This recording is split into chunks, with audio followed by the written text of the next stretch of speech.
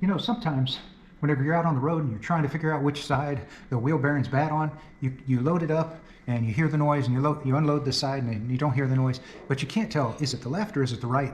And like I said before, sometimes it's not the side that you think it is. If you load it and you hear the noise, that might seem like, well, that's that side that I'm loading. Well, as I'm showing you here, when we loaded this car, we were going around a sweeping left and loading the right side, and we heard the noise louder. But that bearing on this side, the wheel bearing in here is brand new. This one's not bad.